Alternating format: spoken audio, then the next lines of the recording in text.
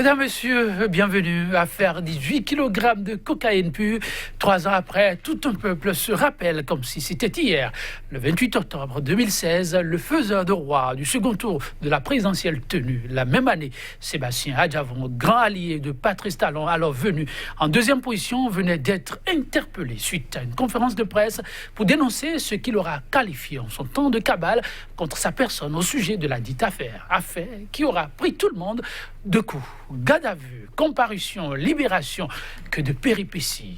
Entre les deux hommes, le divorce venait d'être consommé. L'opérateur économique, acteur politique, devenu président d'honneur de l'USL, l'Union sociale libérale, sera plus tard appelé à comparaître à nouveau pour la même affaire, mais cette fois-ci devant une juridiction d'exception, la Criette.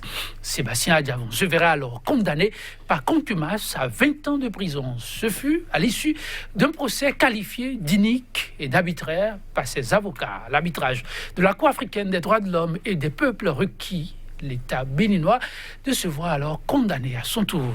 Pour autant, mesdames, messieurs, toute la lumière n'est toujours pas faite sur cette rocambolesque affaire. Affaire 18 kg de cocaïne. 3 ans après, toujours le clair-obscur. Le débat du jour, c'est avec Maître Barnabé Gbagbo, ancien doyen de la FADES. Il est avocat au barreau du Bénin. Déjà, à nos côtés, dans ce studio, bien entendu, Maître Barnabé Gbagbo, bonjour. Bonjour, monsieur Biatosi. Merci encore et encore pour les invitations. Nous en prions. On en a besoin pour comprendre un certain nombre de paramètres, de certaines questions brûlantes de l'actualité, dont celui-ci. Une fois encore, toute une reconnaissance pour la disponibilité. Exceptionnellement, mesdames, messieurs, il sera reçu, disons tout seul. Oui, notre second invité ne pouvant être de la partie pour un contretemps des dernières minutes. Cette émission sera alors une co-animation. Oui, à mes côtés, pour conduire l'émission du jour, Landry Salano. Déjà bien positionné. Landry Salano, bonjour.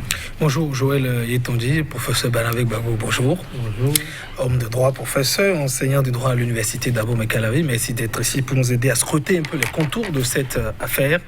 Joël Yetondi a fait quand même tout de même un rappel un peu de cette affaire, l'anniversaire lugubre qu'on a eu récemment, professeur Barnabé Gbagbo. Et on voudrait bien entamer par, disons, la saisine de la deuxième instance, notamment la Criette, où beaucoup de personnes s'étaient posées à cette question. On sait que vous êtes attaché au principe. Il y avait un principe non bis in idem. La même personne qui ne pouvait donc pas être jugée 2 fois pour la même affaire. Beaucoup de personnes se posent encore de questions, professeur. Que s'est-il réellement passé pour qu'on passe d'une juridiction à une autre? Dites-nous tout sur ce principe, professeur Barnabé Gbagbo. Merci beaucoup, monsieur Salano. Il faut dire que, je dirais, je cherche par où entrer dans le débat. On accuse son chien de rage lorsqu'on voudrait l'éliminer. C'est quelque chose comme ça. Enfin, c'est comme ça que je vois la chose. En principe, M. Sébastien Germain Adjavon avait déjà été devant le juge, le premier juge, le tribunal de première instance de première classe de Cotonou. Et, bon, évidemment, il y avait un jugement qui disait que, voilà, il y avait un doute. Le fils de doute, donc, Sébastien Germain Adjavon n'était pas tout à fait lavé de tout soupçon, puisque devant la Cour africaine des droits de l'homme, il reviendra sur cet aspect-là, pour dire que c'est une atteinte à son honneur, parce que les enquêtes ont été très mal menées, et il a demandé que les enquêtes, effectivement, soient menées par des experts assez neutres. Cela n'a pas été fait, et qu'on peut, même à ce niveau-là, le condamner, dire qu'il est lavé de soupçons parce que le doute, ou le fils de doute, déjà à ce niveau-là, il n'était pas d'accord et il a relevé appel. Alors, qu'est-ce que cet appel est devenu? On n'en sait rien. L'État béninois a-t-il relevé appel par le biais du procureur général? Mais c'est là où on est un peu embarrassé, parce que le procureur général aurait relevé appel, mais cet appel, n'est-ce pas, n'était pas un appel régulier. C'est-à-dire que cet appel devait se faire au niveau de la cour d'appel, puisqu'il est procureur général. Ah, oui. L'appel a été fait devant la juridiction, par erreur, devant le tribunal de première instance de première classe de Cotonou, ce qui est une erreur. Ouais. Donc, après, les avocats, évidemment, d'Adjavon ont saisi l'occasion, ils ont invité un huissier qui a fait le constat. Donc, c'était un appel irrégulier. Cet appel, donc, ne devait plus prospérer. Et subitement, il y a eu, en juillet, je crois, 2018, la création de la criette. Et il y a un article 20 qui dit que les affaires qui sont en suspens peuvent être déférées devant la criette. Alors, quelle affaire en suspens? D'abord, l'appel des avocats d'Adjavon, ce n'était pas devant la criette, puisqu'elle n'existait même pas à l'époque. Oui. L'appel du procureur général, qui n'en est pas en fait un, finalement, on l'a transformé en appel devant la criette. Ouais. Alors, et on a, ce qui est triste pour notre pays, et cela, je l'avais soulevé un peu ici, on avait créé un article, justement, pour permettre au procureur, suivez-moi bien, au procureur général, de pouvoir faire appel devant le tribunal de première instance. Vous voyez bien, pour rattraper l'erreur du procureur général, on a créé de toutes pièces un article dans le code de procédure pénale. Ouais. Et c'est ça qui est dommage. Et ça, la Cour africaine des droits de l'homme l'a dit, qu'il a déjà été jugé une fois. Et, bon, évidemment, les avocats du Bénin, les avocats d'Adjavon ont essayé de se battre sur ces éléments-là. Mais la Cour africaine, non, c'est même inutile. Parce que si appel il y avait, on devait notifier cela à Adjavon. On ne l'a pas fait. Que donc déjà à ce niveau, ça n'a pas été fait. Donc, on ne peut pas parler, n'est-ce pas, d'appel. Il a été jugé une fois pour de bon. Bon, le juge a dit qu'il y a un doute. Et là, bon, Adjavon a dit non, même ce doute-là, je ne suis pas d'accord. Ouais. Je ne suis pas d'accord avec ce doute-là parce que les enquêtes n'ont pas été faites comme elles devaient être faites. J'avais demandé ceci, cela. J'avais demandé qu'on vérifie la température de la dite drogue qu'on a vue dans les conteneurs et avec le produit qui était dans les conteneurs. On ne l'a pas fait. La drogue en question, on l'a détruite rapidement. Et pourquoi? Pour quel motif? Etc., etc. Donc il y a beaucoup d'irrégularités dans l'enquête. Et Adjavon dit, M. Adjavon dit évidemment, vous comprenez que cette histoire-là, ce n'est que quelque chose qui est cousu de fil blanc. Alors, 3 ans après, oui. Cette affaire qui semble se conjuguer toujours au présent, et malheureusement, les Béninois ont quand même soif d'en savoir un peu plus. Avez-vous, l'homme de droit que vous êtes, l'impression qu'on en saura un peu plus un de ces jours? Ah, bien sûr, puisque déjà la Cour africaine des droits de l'homme et des peuples a eu son mot à dire. Et vous savez que sur toute la ligne, la Cour a dit que M. Adjavon, n'est-ce pas, n'est en rien, ne peut être condamné pour ces faits-là. Et puis, en plus, la Cour a dit, évidemment, vous annulez toutes les dispositions de l'arrêt de la criette. Tout doit être annulé. Donc nous attendons, la Cour a donné 6 mois, je crois, pour cela. Et je crois très bien que M. Adjavon a bien fait de saisir la Cour africaine des droits de l'homme et des peuples. Il en a les moyens, heureusement d'ailleurs. Il a fait cela, si c'était un citoyen lambda béninois, je crois que ça va être très difficile. Il a fait, la Cour a donné sa décision et nous attendons justement les réparations. Parce que ça ne servirait à rien que la Cour condamne le Bénin et qu'il n'y ait pas de réparation derrière. Et je crois que c'est à ce niveau que je crois que la vérité, toute la vérité sera faite, n'est-ce pas, cette affaire-là. Parce que M. Adjavon a demandé quand même, je crois, 5 000 milliards, je crois. C'est quelque chose comme ça, 150 000 milliards, etc. Nous verrons très bien lorsque la Cour africaine terminera, n'est-ce pas, il a rendu un premier arrêt. Elle a rendu un premier arrêt, la Cour. Elle rendra un second arrêt, c'est comme ça se passe. Et donc, lorsque la deuxième arrêt sera rendue, je crois que là, nous verrons très clair comment est-ce que le Bénin sera obligé de faire quelque chose. Il y a ce principe-là qui est déjà là, le principe de réparation qui est déjà maintenu. Maintenant, d'en avoir les résultats, André Salanon, et on apprécie un peu la portée. Pour l'homme de droit que vous êtes, une affaire qui est éclatée en 2016, on est en 2019 et ça traîne toujours. Lorsque vous devez faire un tableau synthétique des faits vécus jusqu'à présent, qu'est-ce que vous êtes tenté de partager d'important dans ce dossier? avec nos téléspectateurs? Non, la première chose, c'est que la justice, elle se hâte lentement, comme disaient les anciens. Elle se hâte lentement. Elle se hâte lentement. La justice est toujours lente. Elle prend tout son temps. Elle vérifie tout. Et puis, bon, ça, c'est d'abord, je dis, l'une des qualités de la justice. Et donc, pour ce qui est du dossier Sébastien Germain Adjavon, mais nous voyons de plus en plus. Même ceux qui pensaient, il y a des gens, les rumeurs, tout cela, qui pensaient ci ou ça, mais je crois que tous ceux-là maintenant ont compris, ils sont fondés à croire que ce n'est que de la manipulation. C'est cela. Parce que c'est quand même sérieux. Lui-même il disait, Koigna, est-ce que cette histoire est possible? J'importe des milliers de tonnes de poulet, etc. Mais comment est-ce que la drogue, 18 kilos, ça rapporte combien? Ils avaient dit combien c'était, enfin, je ne me rappelle plus. Et par rapport à la viande qui est importée, je crois que c'était vraiment une goutte d'eau. Alors il s'est dit lui-même, mais comment est-ce que je peux faire cela? J'ai quelque chose de beaucoup plus. Et pourquoi je vais importer quelque chose de moins? Pour faire quoi? Pour me faire condamner à 20 ans d'emprisonnement? Non, je crois que c'est une affaire posée de fil blanc. Et ça, la Cour africaine l'a montré, je vous dis, sur tous les points de droit, oui. La Cour a donné raison à M. Adjavon. L'article 5 de la Charte, atteinte à l'honneur, à la réputation et à la dignité du requérant. C'est la Cour qui le dit, c'est pas moi. La Cour, se fondant sur l'article 7.1 de la Charte, dit que la juridiction n'était pas compétente. Voilà la protection que vous avez posée tout à l'heure. C'est ça. De la criette. La criette, elle n'est pas compétente du tout pour juger Adjavon. La Cour a dit que l'État béninois a violé le droit de requérant à la présomption d'innocence.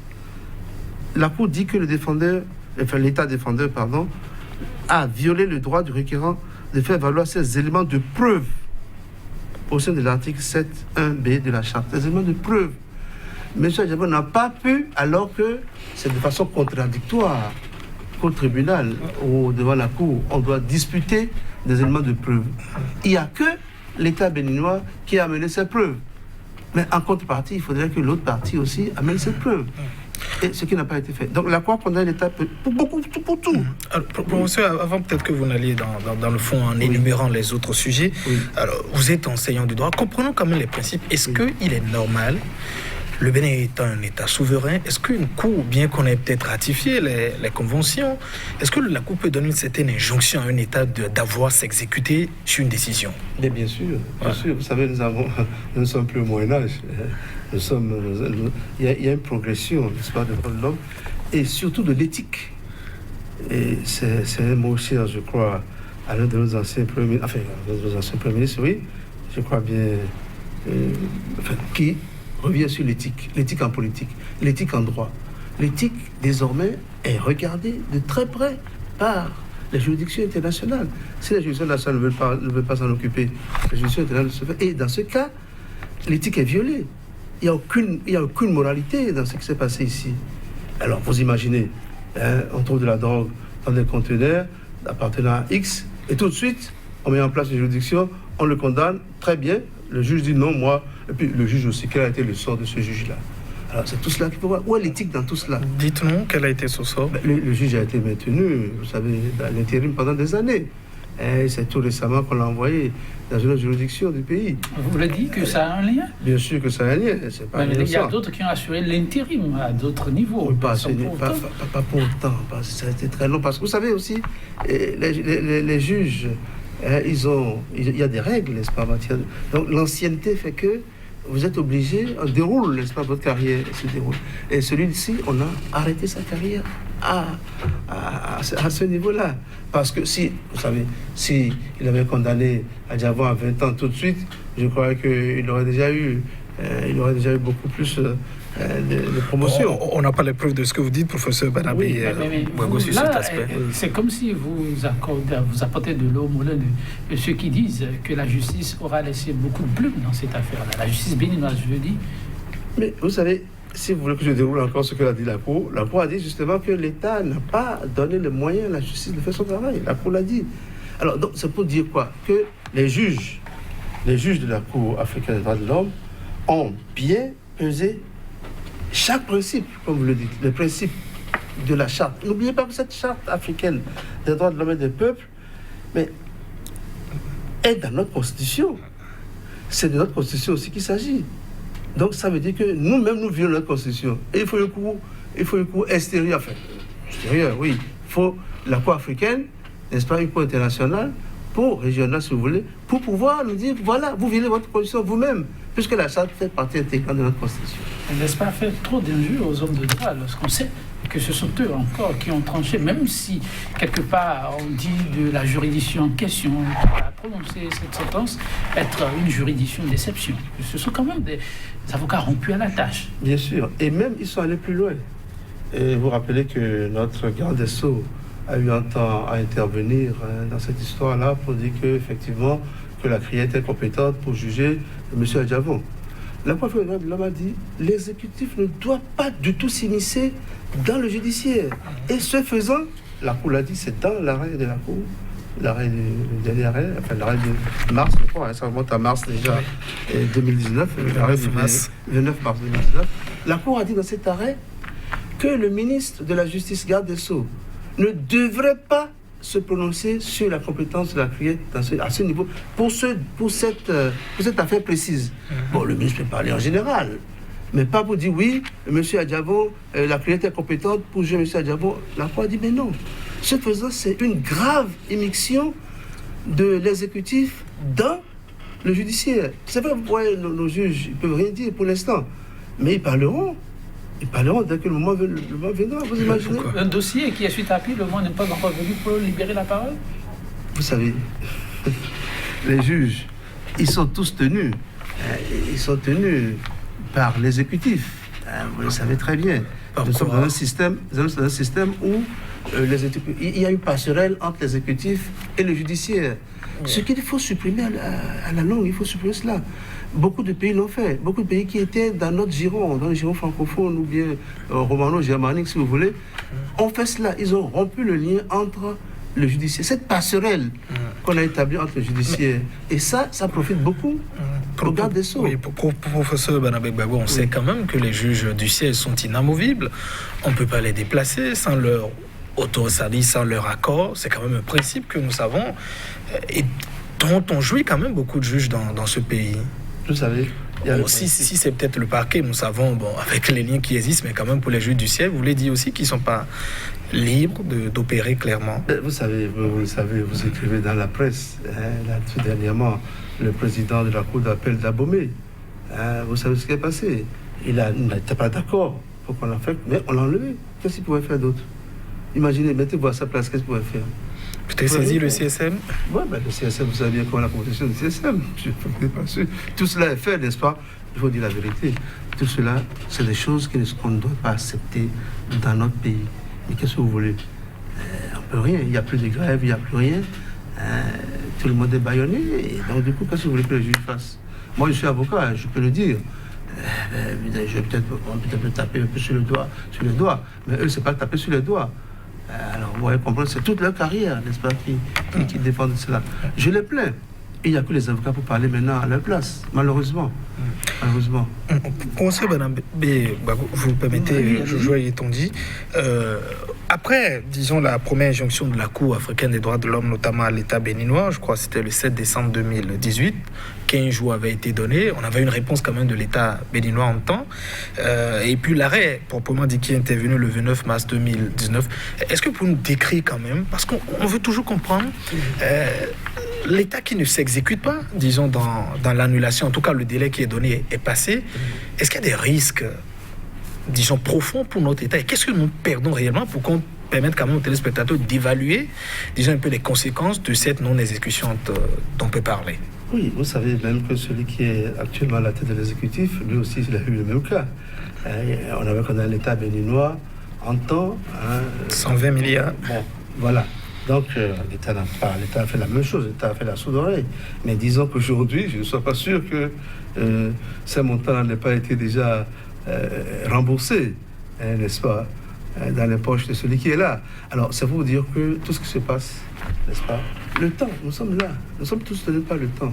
Monsieur Jammeh Adjavon, bien sûr, nous n'avons pas encore l'arrêt de condamnation, pour les réparations, sur les réparations, mais l'arrêt viendra.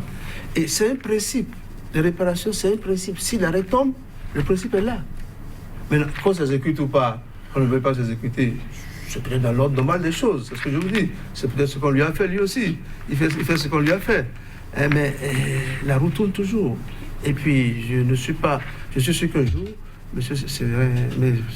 monsieur Adjavon, Germain, rentrera dans ses droits, ça c'est sûr. Le droit pécuniaire, que les principes dont vous parlez, tous ces principes qui ont été violés et que la Cour a eu à mettre le doigt là-dessus. Droit à un procès équitable. La Cour dit qu'il n'y a pas eu de procès équitable dans ce domaine-là. Non bis idem, comme vous avez dit, le président bis idem, la présomption d'innocence, double degré de juridiction, tout cela, ça fait partie d'un procès inéquitable. Le procès Adjavon, dit la Cour, est un procès qui n'a pas été équitable. Donc, et les thèses disent qu'on peut demander réparation par rapport à cela, même si ces principes-là des droits de l'homme ont été violés, le requérant, qui est Sébastien Germain Adjavon, peut-être doit demander à l'État qui a violé tous ces principes-là réparation. Et son honneur, sa dignité, parce que nous savons tous, monsieur Sébastien Germain Adjavon n'est pas n'importe qui au Bénin. C'était le patron du patronat. Alors, donc, vous imaginez, il était à la tête du patronat et puis, sur le plan social, tout le monde sait tout ce que monsieur Adjavon, n'est-ce pas, ce que ce pays doit à monsieur Adjavon sur ce plan-là. Donc, il y a beaucoup de choses qui se font. Alors, sa réputation, son honneur, 18 kg de drogue, etc., pur, je ne sais pas, cocaïne pur, tout ce qu'on veut, on a évalué ça, je sais. Tout cela, n'est-ce pas, contribue, n'est-ce pas, à ternir sa réputation, à ternir son image. Et M. Adjavon, comme de droit, si l'État béninois est condamné, évidemment, la suite, c'est qu'il, n'est-ce pas, qu'il est.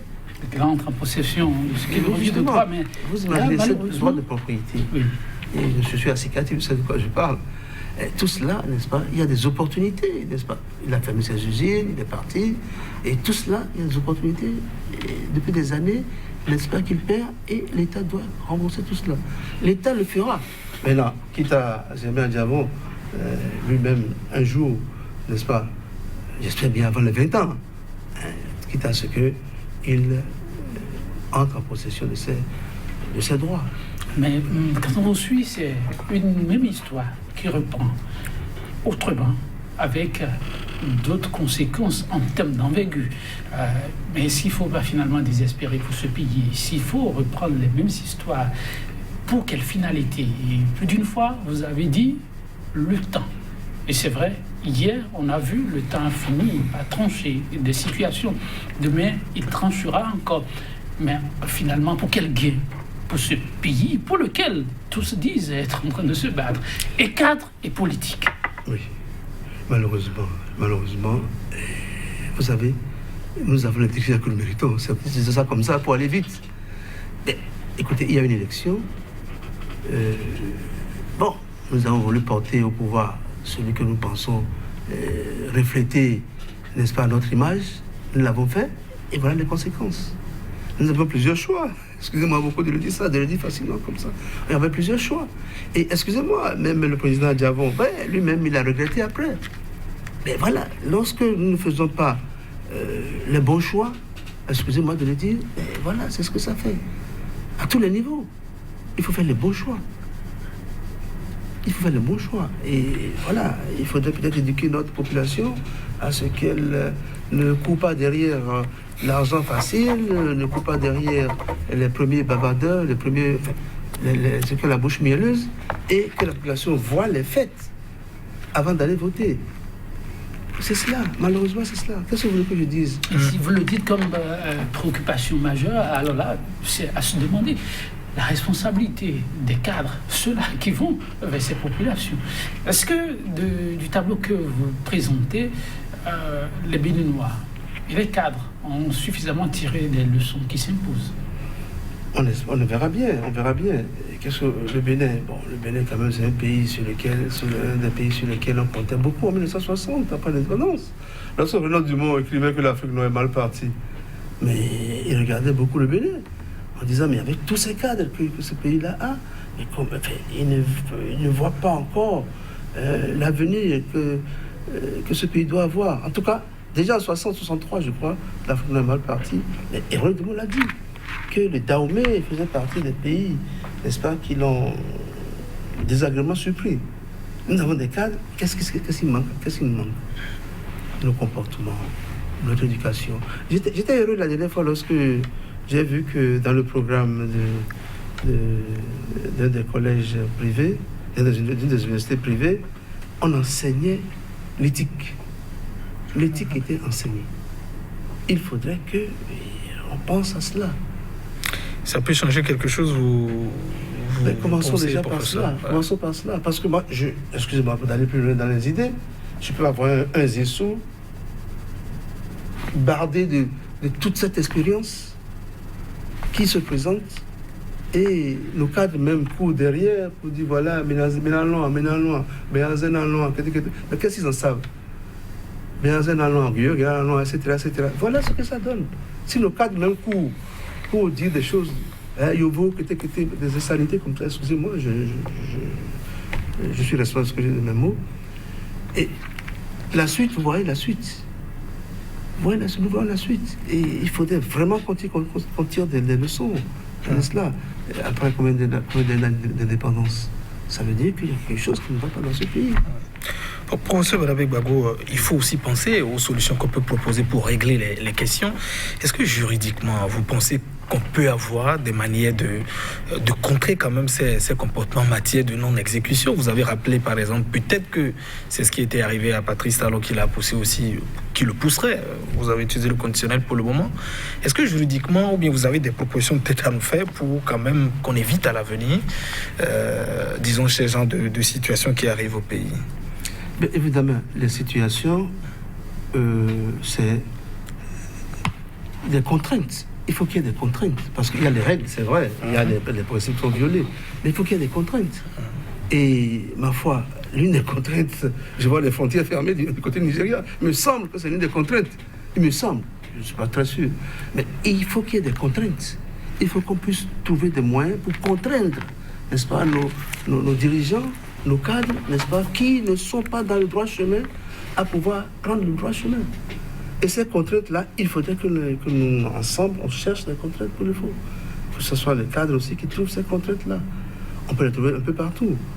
Sur le plan international, sur le plan régional, et sur le plan national aussi également. Ces contraintes-là, on doit les trouver. Et je ne sais pas, je n'ai pas la panacée de cela. Mais dès qu'il y a des contraintes, je crois que les solutions, finalement, les choses rentrent dans leur ligne. Et le lit, la démocratie qui est sortie dans le lit, on peut le contraindre, on peut les contraindre à y revenir. Et le rapport exécutif pouvoir judiciaire aujourd'hui, est-ce que ça augure tout de même d'un lendemain meilleur, où les situations telles qu'elles se présentent aujourd'hui sont exactement comme elles étaient hier, où vous ne voyez vraiment pas l'avenir en rose? Non, il faut dire que sur ce plan-là, je crois que le lien entre l'exécutif et les législatifs, je crois qu'il faut couper ce lien-là. Il faut couper ce lien-là parce que... Oui, il faut couper. Donc le lien reste tel que vous l'avez décrit un peu plus tôt.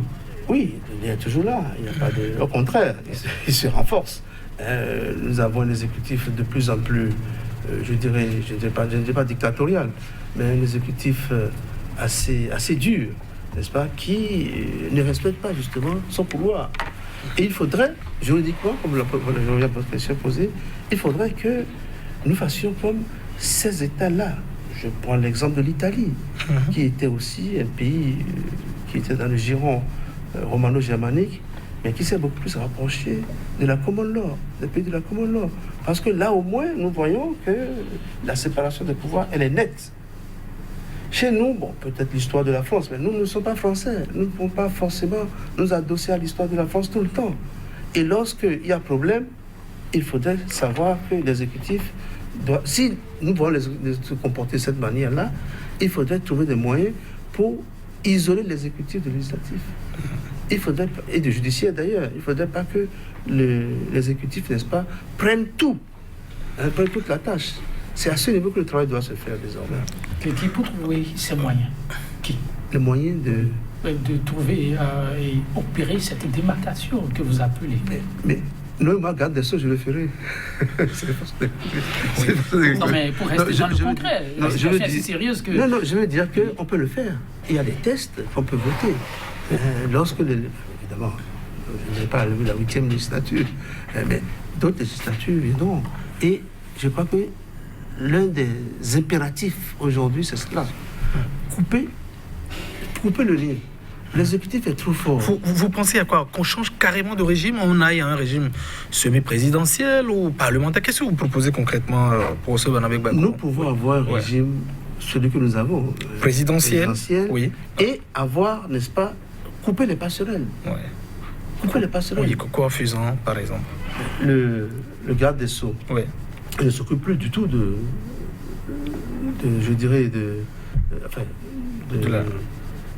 parquet. Oui, du parquet, par exemple, ou du CSM. Déjà là, CSM, le parquet, il faudrait couper les liens du parquet avec le CSM, avec le garde des Sceaux. Le CSM aussi également, que ça soit composé que des magistrats. Ça se fait dans beaucoup de pays. On n'a pas besoin de beaucoup de moyens pour cela. C'est la volonté politique. Est-ce qu'on craint pas un peu la République des juges aussi en ne faisant, en ayant une certaine majorité, disons, des magistrats au niveau du Conseil supérieur de la magistrature? Est-ce que ce n'est pas aussi une crainte? Vous savez ce que moi je me dis? Ouais. Allons d'abord. Et lorsqu'il y a le gouvernement des juges, on avisera. Il ne faut pas prendre l'exemple de la France, Moyen-Âge, ou je ne sais pas quoi, ou l'ancienne France, pour dire voilà, c'était le gouvernement des juges, c'est pour ça qu'ils ont fait ci. C'est vrai, en France, ils ont fait ça à cause de tel lien historique. Mais nous, on n'a pas ces liens-là. Donc, faisons cela. Et rapprochons-nous plutôt du système de la common law, où nous voyons quand même que sur le plan, je dirais, des principes, n'est-ce pas, il y a une séparation nette des pouvoirs. Ça n'empêche pas les États-Unis d'être un État, je ne sais pas, président, enfin, d'abord un régime présidentiel ou semi-présidentiel, comme vous voulez. Ça n'empêche pas la Zambie, ça n'empêche pas, etc., même le Nigeria, etc. Ça ne les empêche pas d'avoir un régime exécutif fort. Mais les liens, n'est-ce pas, doivent être coupés avec les autres pouvoirs. Parce que, vous voyez notre cas, il faudrait qu'on prenne l'exemple, quand même, qu'on prenne l'expérience. De cette expérience-là, il faut quand même qu'on tire des leçons. Nous ne tirons jamais les leçons de nos expériences. Nous attendons que la France vienne nous dire, voilà, faites ça, vous devez faire ceci, vous devez faire cela. Eh bien, évidemment, la France ne pourra faire cela que dans son intérêt à elle. Nous aussi, nous avons des intérêts.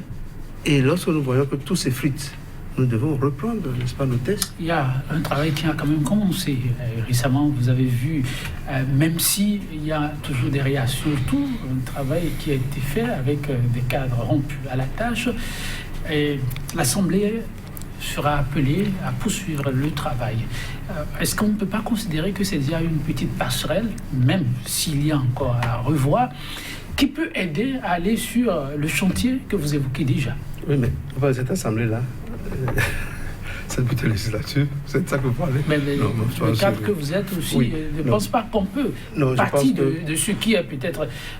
non, je crois que ce qu'il y a là... éclopé, mais à trouver les béquilles qu'il faut. Non, je ne crois pas que non. Je crois que là, il faut une vraie assemblée. Il faut qu'il y ait quand même le peuple, les représentants du peuple.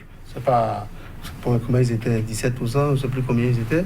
C'est pas ça qu'il faut que ça. Donc vos projections, ce n'est pas avec la configuration qu'on a actuellement. Non, vous avez vu la conférence nationale, ce que nous avons fait. Mais c'est extraordinaire ce que nous avons fait à la conférence nationale. C'est les Béninois, c'est pas les Français qui sont venus nous faire ça. Nous pouvons toujours aller dans ce sens-là. Professeur Gbagbo, lorsque des experts ont pensé pour le grand nombre, en essayant d'écouter cette information politique qui sont aussi l'émanation du peuple, et ensuite des élus du peuple, même s'ils sont contestés, toute cette mission ne pourra-t-elle pas accoucher d'une bonne issue? Monsieur Etanzi, c'est au sérieux. Non, ce n'est pas du tout dans cette, je dirais, engeance, n'est-ce pas, que les choses vont se faire. Non, il faut des gens sérieux. C'est pas, je suis là pour pérenniser mon pouvoir et j'ai fait tout ce qu'il veut faire, la ruse. Non, c'est pas dans ça que nous pouvons y aller. Il y a quand même une proposition de vice-président aussi, vice-présidence qui est en train d'être faite, qui sera sans doute immédiatement élu que le président de la République. Visiblement, est-ce que ce n'est pas autant de solutions pour nous aider? Parfois. Non, c'est-à-dire, nous avons des... Le Bénin, c'était le quartier latin de l'Afrique. Ça a nous changé. avons... Enfin, je dis c'était... Oui, Quand vous avez eu Sousa, que vous respectez sans doute beaucoup, vous l'avez suivi, expliquez un peu la portée de la démarche, quitte aux politiques de s'approprier de l'essentiel. Mais ce n'est pas rassurant tout de même. Non, vous savez, c'est du Bénin qu'il s'agit. J'étais ici il n'y a pas très longtemps avec le rapporteur général. Tout à fait. Nous sommes des amis, nous avons de très bons liens. Mais lorsqu'il s'agit du Bénin, il faut que je sois plus sérieux. C'est de notre pays qu'il s'agit, c'est de laver de nos enfants. Il faudrait... non, il ne faudrait pas rafistoler. J'appelle ça du rafistolage. Excusez-moi. Sérieux? Avec tout le respect que j'ai pour mes aînés, enfin mon aîné que vous avez cité tout à l'heure, et pour mon jeune collègue. J'ai dit jeune, mais il est quand même costaud. J'ai beaucoup de respect pour eux. Mais j'ai plus de respect pour le Bénin. Pour M. Benabé Gbagbo, ils ne sont que... Ils n'ont été appelés qu'au titre d'experts, c'est un travail technique, ce sont des recommandations. Est-ce que la vraie décision, il faut leur en vouloir, j'allais dire, est-ce que la décision ne revient pas au chef de l'État Patrice Talon? On les a consultés, ils n'ont pas dit, et même le rapport n'est pas assorti de recommandations, par exemple, de toucher au test. Oui, vous avez dit que c'est un dialogue, n'est-ce pas? Ouais. Voilà, on voit que c'est un dialogue. La fin du dialogue, ce n'est pas ce que ça doit être. Hein. Le dialogue, c'est la conférence nationale, voilà, c'est ça un dialogue, il y a eu dialogue. Et là, à mon avis, j'ai l'impression, peut-être que je vais me tromper, j'espère que je vais me tromper, mais j'ai l'impression qu'il s'agit de ruse ici. Bon, on a un but à atteindre, c'est des buts politiciens. Je crois qu'il faut quand même qu'on arrête cela et qu'on pense à l'avenir du Bénin. C'est notre pays à nous tous. Et en cela, il faut qu'on soit plus sérieux. On a été sérieux en 90. On a été vraiment sérieux. Et j'espère que nous reviendrons encore à l'esprit de 1990, à l'esprit de la Conférence nationale, pour que les fils et filles de ce pays se retrouvent tous ensemble.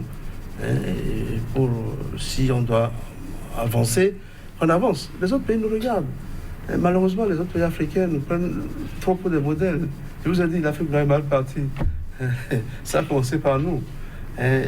Voilà, il faudrait que nous pensions d'abord à nous, évidemment au Bénin, et aussi au rôle de modèle que nous allons jouer pour les autres pays africains. Alors, la machine est actuellement en branle en vue de la modification de la loi fondamentale. Et vous savez, en procédure d'urgence, la 8e législature doit pouvoir statuer très rapidement sur un certain nombre de points. Alors, est-ce à dire qu'il va falloir arrêter tout de suite? Je n'en sais rien. Vous savez, moi, je ne suis que citoyen comme vous. Et le citoyen que vous êtes, mais aussi sachant sur ces questions. Si on fait un recoupement de vos propos, la voie empruntée actuellement n'est visiblement pas la bonne. Je ne crois pas. Je ne crois pas. Je ne vois pas du tout. Vous avez d'abord les élections législatives. Vous avez dans quelles conditions? Donc on parle d'élections, je ne sais pas, où il y a eu beaucoup de morts, etc. Morbide ou je ne sais pas quel adjectif j'ai trouvé. Mais bref, c'est pour dire qu'on ne peut pas avancer dans ces genres de choses. C'est pas possible. Ça ne reflète même pas le Bénin de 90. Nous avons tourné vraiment le dos à 90 et je ne sais pas dans quoi nous allons. Pour moi, la première des choses, c'est repenser ces élections législatives. À l'étape où on en est? Bien sûr, on peut pas prendre les élections à cette étape. Ils l'ont dit puisqu'ils disent que, je ne sais pas quoi, quand, peut-être en 2021 ou en 2028, je ne sais pas, ou 20 et quelques, on va reprendre les élections. C'est général, ils ont dit. Ils sont conscients de cela. Oui. Donc pour vous, il faut le faire maintenant. C'est maintenant, il faut tout arrêter. Je crois qu'il va faire 2020 encore, c'est encore bien. On peut quand même avoir une transition jusqu'en 2020. Ça, c'est mon opinion. Je ne dis pas que c'est l'opinion de tout le monde. Mais bon, on ne voit pas que c'est sérieux. C'est pas sérieux tout ce qui se passe là. Depuis 3 ans et demi, ce n'est pas sérieux ce qui se passe. Et les élections législatives l'ont confirmé. Élections dans le sang, comme disent certains. Non, ce n'est pas le Bénin, ça. C'est vrai que Kérékou avait tenté des choses comme ça. Mais il y a eu la résistance des Béninois à l'époque. Le PCB, à l'occurrence, les étudiants, etc. Bon, pour l'instant, nous ne voyons pas cela. Je dis bien pour l'instant. Si la situation continue, moi je ne sais pas ce qui va se passer après. Alors, professeur Barnabé Gbagbo, vous savez, on est toujours à la quête de solutions. Comment sortir de cette situation? Est-ce que finalement, sachant que vous êtes expert enseignant, le rôle doit être de dénoncer, à la limite, excusez, de se lamenter? Est-ce que c'est ça qui doit nous permettre d'avancer finalement? Non. Mais vous savez, je me rappelle d'une toile de Goya où les résistants espagnols, on les voit les mains tendues et les soldats de Napoléon tiraient sur eux. Ce n'est pas non plus en faisant cela, en laissant le poitrail, n'est-ce pas, aux balles sifflantes, n'est-ce pas, que les choses vont se faire. Il faut éveiller les consciences. Je crois. Et c'est ce que vous faites, ceci. Éveiller les consciences. Vous pensez que c'est très important? Je crois que c'est très important. Ce que vous faites, c'est très important ce que vous faites, ceci. Ça éveille les consciences. Ça éveille les consciences. Moi, je ne peux pas vous dire combien de gens m'ont abordé dans la rue pour me remercier. Pourtant, je ne suis pas Sika TV. Je ne suis même pas journaliste à Sika TV. Je suis invité de temps en temps. Ça veut dire que c'est sur Sika TV. Personne ne me connaissait avant Sika TV, sauf les étudiants. Mais maintenant, même au feu rouge, les gens qui me vendent et me reconnaissent, ah, c'est bien ce que vous faites. Alors voilà, je crois que vous éveillez les consciences. Et il faut continuer à éveiller les consciences. On est tout flatté. Ah oui, non, s'il n'y a qu'une seule, il faut y aller. Oui, je sais que vous avez des problèmes, mais vous le faites pour le Bénin. Et demain, le Bénin vous reconnaîtra cela. Ça, c'est sûr, il n'y a même pas à hésiter. Parce que ce qui se passe aujourd'hui est extrêmement grave. Ouais. C'est extrêmement grave ce qui se passe aujourd'hui. Mais bon. Voilà, vous êtes peut-être limité à de l'espoir. Il ne faut peut-être pas totalement être pessimiste, professeur Barnabé Gbagbo. Pour revenir peut-être au sujet essentiel de cet entretien, 3 ans après l'affaire de cocaïne, à quoi peut-on s'attendre? Est-ce que on peut être sûr que, je ne sais pas, vous avez semblé le dire, est-ce que le Bénin risque encore une condamnation pour les prochains jours? On aurait entendu parler de ces 150 milliards demandés par l'homme d'affaires, on ne sait pas. Oui, il a demandé 550 milliards. Peut-être qu'on ne lui donnera pas autant, mais il a demandé aussi qu'on lui paye les frais de procédure. Parce qu'il s'est battu ici, avec une vingtaine d'avocats, il s'est battu à Arusha, il s'est battu partout. Donc il voudrait que les frais de procédure également lui soient remboursés. Je crois qu'à ce niveau, on lui donne raison. Mais également sur les opportunités d'affaires qu'il a perdues depuis ce temps, et peut-être sur 20 ans, parce qu'on ne sait pas quand est-ce que cette situation trouvera une fin. On lui a donné 20 ans, mais c'est injuste, il faut qu'on le dise. Ce n'est pas juste. Et la Cour africaine des droits de l'homme le dit. Ce n'est pas juste. Ce n'est pas un procès équitable. Il faudrait qu'on revienne à des procès équitables au Bénin. Le citoyen que vous êtes, s'il va lancer un appel express au chef de l'État, pourquoi pas à l'exécutif, que dira-t-il? Je dirais, vous avez un modèle, vous avez le modèle Kérékou. On a vu Kérékou autoritaire, on a vu Kérékou démocrate. C'est le seul conseil que je vais donner au chef de l'État ou à l'exécutif aujourd'hui. Vous avez des modèles, mais faites comme Kérékou. Faites comme Kérékou. Vous êtes trompé, certainement. Revenez à la démocratie. Revenez. Kérékou nous a donné cet exemple-là. C'est extraordinaire. Je ne crois pas qu'en Afrique, on ait eu un exemple aussi, en politique, aussi édifiant que l'exemple de Mathieu Kérékou. Alors, je dirais à l'exécutif, revenez en arrière. Regardez ce qui s'est passé au Bénin. Faites la même chose, c'est tout. On n'a qu'une minute, je vous laisse la parole avant qu'on conclue. Oui, procès Barnabé Gbagbo, vous qui sans doute suivez un peu l'actualité sur tous ces aspects dont vous avez parlé, je vois qu'on nous fait déjà de grands signes pour conclure, disons, cette émission. Finalement, est-ce qu'il y a toujours un risque de bis repetita toujours dans ce genre d'affaires pour le pays? Parce que vous avez parlé de Patrice Talon par le passé, aujourd'hui c'est Adjavon. Est-ce que demain on peut peut-être aussi espérer autre chose? J'espère que non. J'espère que nous prenons l'expérience. On parle de l'expérience ce qui se passe aujourd'hui. Comme on l'a fait il y a 30 ans, j'espère que nous ferons aujourd'hui cette affaire. Merci beaucoup à vous, professeur Gbagbo. J'espère que non, pour des situations qui replongent le pays dans une crise à nul autre pareil, qui s'étendent dans la durée. Landry Salanon, merci d'avoir aussi été là. Merci, c'est bien. Téléspectateurs, merci pour la complicité. Un grand merci enfin au réalisateur 100% Bénin pour le numéro du jour. On s'en arrête là, sur cette citation. du célèbre écrivain, journaliste et dramaturge uruguayen Eduardo Galeano. Je le cite. Nous vivons, dit-il, dans un monde où malheureusement les funérailles comptent plus que l'homme mort, le mariage plus que l'amour et le physique plus que l'intellect. Nous vivons dans la culture de l'emballage qui méprise malheureusement le contenu. Allez au-delà, allez à la quête du contenu et vous ne vivrez que mieux. Fin de citation. Merci d'être des nôtres et très bonne suite de programme en notre compagnie. À très bientôt. Merci.